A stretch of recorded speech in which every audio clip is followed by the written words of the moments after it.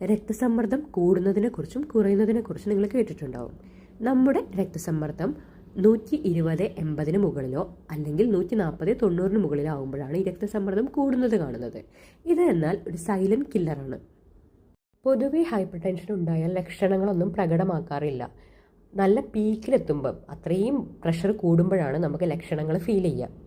കടുത്ത തലവേദന, മൂക്കിൽ നിന്നും രക്തം വരിക, ശ്വാസമെടുക്കാൻ ബുദ്ധിമുട്ട്, നെഞ്ഞുവേദന, വൃക്കത്തകരാറുകൾ, കൂടാതെ ഹാർട്ട് അറ്റാക്കിനും സ്ട്രോക്കിനുമുള്ള റിസ്ക് അവിടെ കൂടുകയും ചെയ്യുന്നു.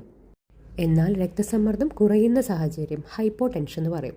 90/60 താഴെ രക്തസമ്മർദ്ദം വരിക, ഇതെന്ന് പറഞ്ഞാൽ സഡൻ കില്ലറാണ്.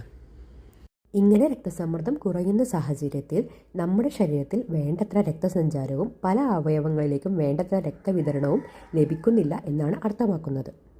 തലകറക്കം, അമിതമായ ക്ഷീണവും തളർച്ചയും, ഓക്കാനം, ഏകാഗ്രതക്കുറവ്, അമിതമായ വിയർപ്പ്, കൈകളും കാലുകളും തണുത്ത പോലെ തോന്നുക, ബോധക്ഷയം, കാഴ്ചയ്ക്ക് മങ്ങൽ, കണ്ണിൽ ഇരുട്ട് കയറിയ പോലെ തോന്നുക, ഇതൊക്കെയാണ് ഹൈപ്പോ ടെൻഷൻ്റെ പ്രധാന ലക്ഷണങ്ങൾ.